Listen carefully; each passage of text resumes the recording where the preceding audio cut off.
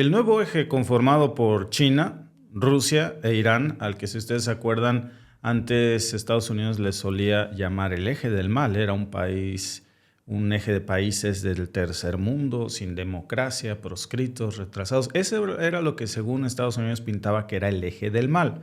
Bueno, ahora ese eje, mal llamado eje del mal, porque al final no podemos utilizar esta propaganda de que aquí hay buenos y malos. Hay un eje del bien y un eje del mal. Está el eje de la OTAN, que es el eje del bien, y el eje del mal, que es un eje conformado por países que no se alinean con sus intereses. Al final simplemente son ejes. Y este que se ha conformado por China, Rusia e Irán, pues acaba de dejar en evidencia a la administración de Donald Trump en el estrecho de Hormuz, que se ha rendido precisamente, fíjense bien, sin disparar un solo misil extra a los que ya se dispararon. En estos días no hubo batalla naval, no hubo una declaración conjunta espectacular. Si ustedes quieren, no hubo una reanudación en la guerra, pero lo que sí ocurrió, pues fue mucho más simple, mucho más contundente, amigos, que los titulares que hubiésemos visto alrededor de los días de conflicto. Y que nos muestran finalmente algo pues que pues ya se salió de control para Estados Unidos. Al final, fíjense ustedes en esto, los buques chinos siguen cruzando, el estrecho de Hormuz sigue pagando peaje a Irán, los petroleros rusos pasan sin ser molestados. Y amigos, hay que aceptarlo porque es momento de decirlo y la prensa tradicional no nos lo dice. El estrecho de Hormuz se ha convertido en la piscina particular de Irán, Rusia y China. Y la Marina estadounidense pues está observando de lejitos. De lejitos porque pues no tienen órdenes claras de intervenir y también no quieren estar cerca del rango de acción de los misiles iraníes. Así que vamos a desmenuzar qué es lo que pasó aquí, porque ahora que ya sabemos que no solamente Irán controla el estrecho de Hormuz desde hace semanas, sino que ahora también cobra peaje por cada barco mercante que quiere pasar, y que Estados Unidos anunció un bloqueo infinito, así lo llamó Donald Trump. Le encanta a Donald Trump usar este tipo de expresiones, ¿no? Un bloqueo infinito. También cuando habla de municiones, dice que tiene municiones infinitas. Es decir, de alguna manera, pues es la palabra favorita de Donald Trump cuando se refiere o se trata pues de hablar de esta práctica que pues de alguna forma muestra que no está congruente con su realidad. Y mientras China y Rusia pues no solamente no han confrontado a Irán, sino que en esta ocasión están utilizando la crisis que Estados Unidos e Israel desató en Irán pues para consolidar una alianza energética y comercial que les va a permitir operar al margen del poderío naval estadounidense. Amigos, esto es muy relevante porque el estrecho de Hormuz, ahora controlado por este eje, por donde pasa o pasaba el 20% del petróleo que se consume en el mundo y que ahora solamente pasará para quienes sean amigos de China, Rusia e Irán, y que al final se había discutido por mucho tiempo que quien controlara el estrecho de Hormuz pues iba a controlar el precio de la energía a nivel global, y hoy por hoy pues el control real lo ejerce Teherán, es cierto. Alguien me va a decir, ¿lo tiene Irán? Sí, pero Irán no pudo haberlo hecho solo, no sin el apoyo de China, no sin el apoyo de Moscú.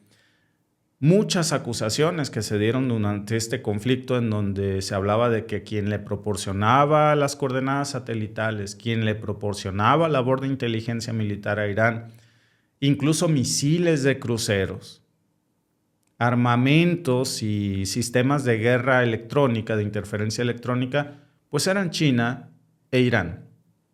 Y el primer hecho, amigos, que hay que asentar, pues es el militar. Porque Estados Unidos no puede escalar ya este conflicto. El Pentágono ya descartó la invasión terrestre por falta de efectivos. Descargó también los bombarderos sostenidos porque se están quedando sin municiones de precisión. Si ustedes recuerdan, el día de ayer hablábamos precisamente de que ya comenzó el repliegue de los portaaviones estadounidenses. El Abraham Lincoln, el Gerald Ford, pues tuvieron que retirarse a aguas más seguras. Uno de ellos ya va de regreso a Estados Unidos, porque saben que no pueden entrar dentro del rango de acción de los misiles hipersónicos iraníes que fueron proporcionados, por cierto, por China y Rusia, pues porque no tienen algo lo suficientemente eficaz para alcanzarlos. Y eso, amigos, pues no es una especulación, ¿eh? Lo admitieron incluso analistas militares citados por el 1945, que es un medio que por ahí les pongo, el de Atlantic también lo citó en enero precisamente, antes de que este conflicto estallara. Y ahora imagínense, cuando Trump estaba rodeando apenas Irán, ya comenzaban los problemas. Y el bloqueo naval que hoy Trump promociona como infinito, por alguna razón le pone este nombre, pues lo que requiere es al menos, y lo dice Donald Trump, 100 barcos para ser efectivo. Es lo menos que necesitaría la administración Trump para sostener este bloqueo infinito, como él lo llama. Pero ¿saben ustedes? En lugar de esos 100 barcos desplegados para su bloqueo infinito, hoy Estados Unidos tiene en la región menos de 40. Y los pocos que tiene los está retirando.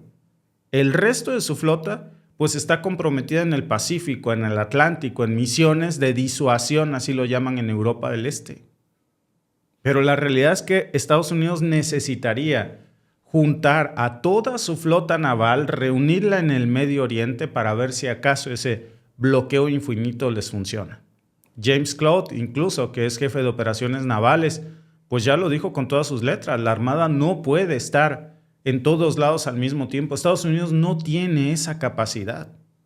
Y mientras tanto, ¿qué vemos? Pues vemos a una China, a Rusia, que juegan en otra liga con Irán y que vemos los números. China acumuló reservas estratégicas de petróleo que superan ya las de Estados Unidos y la Unión Europea juntos, ¿eh? Esto es algo que no se dice.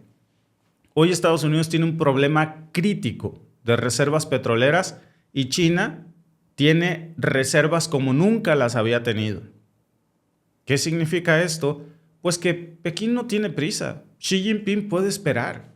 Es más, ¿cómo por qué va a interrumpir a Donald Trump si se está equivocando garrafalmente? El peor enemigo de los Estados Unidos no es Rusia o China, es Donald Trump, su presidente.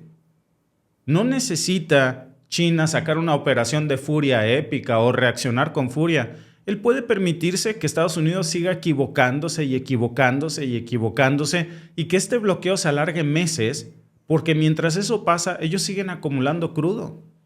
Y porque tienen un aliado al norte que le puede enviar gas y petróleo por tierra y ahí entra Rusia. Rusia no necesita ya solamente de Irán.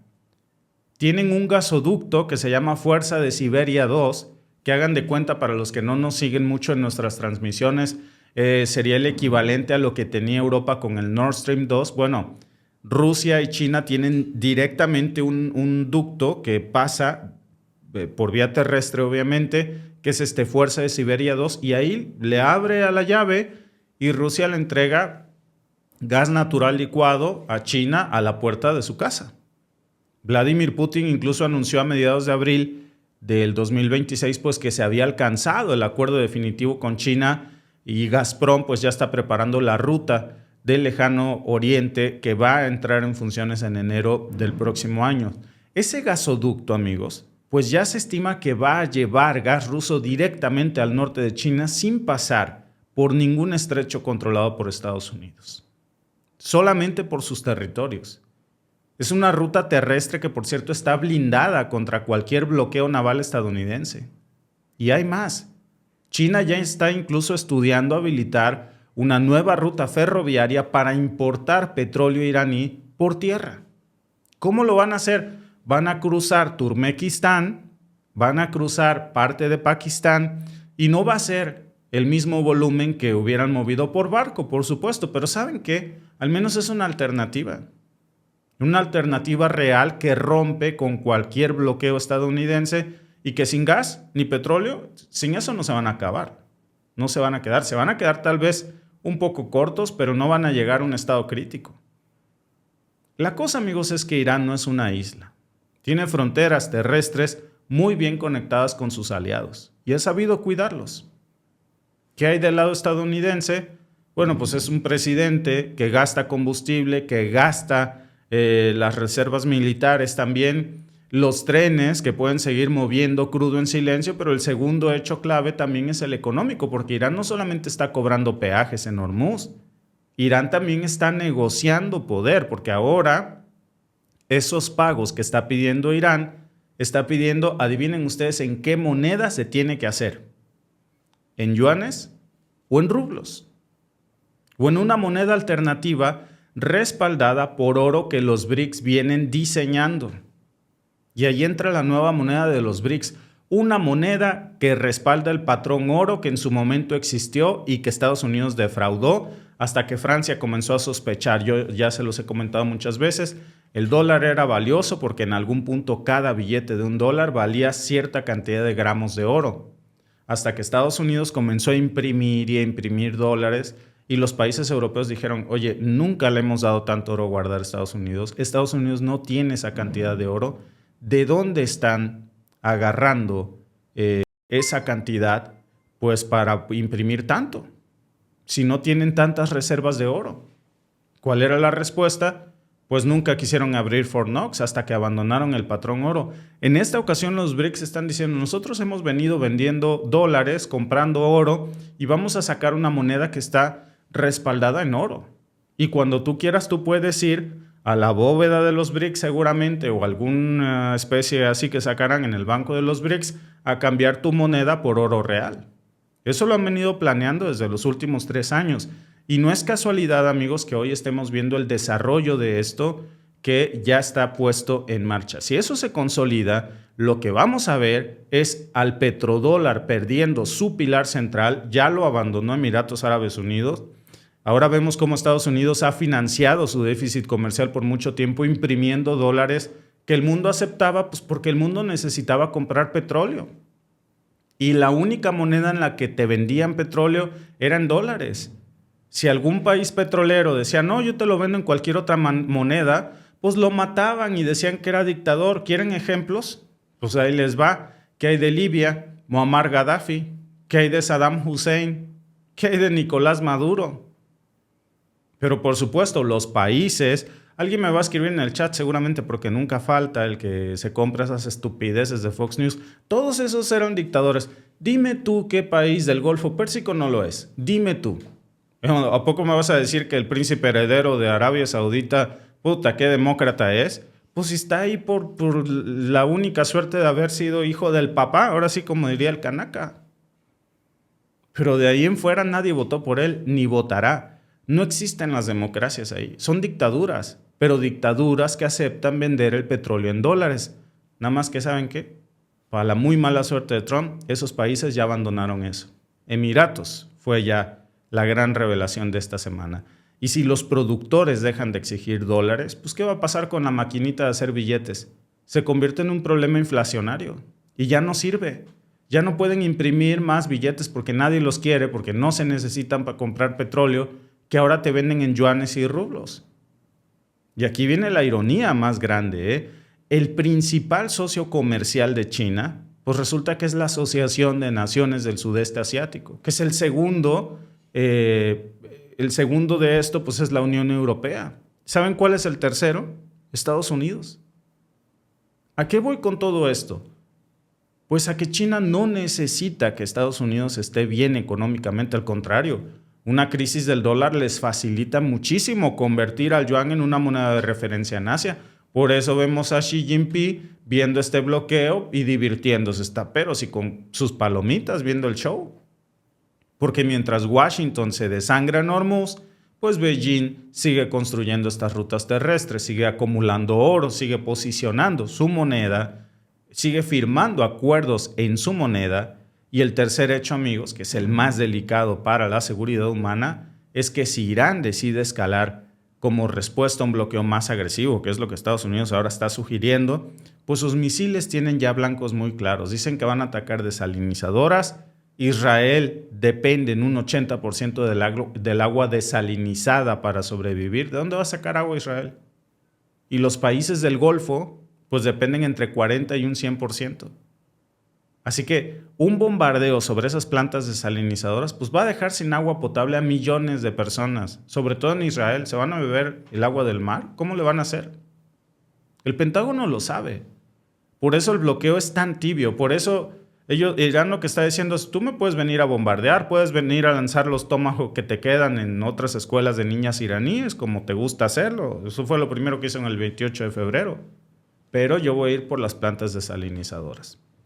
Y ya va a ser atacar población civil y responder atacando población civil. Y eso, amigos, es un crimen de guerra de ambos bandos, que no va a llevar a nada. Solamente va a hacer que todos sufran. Así que, recapitulando, ¿qué tenemos? Pues a un Estados Unidos que perdió el control del estrecho de Hormuz, no por falta de voluntad política. Si por Trump hubiera sido, lo toma. ¿Ustedes creen que nos va a pedir un vale? Es porque no pudieron.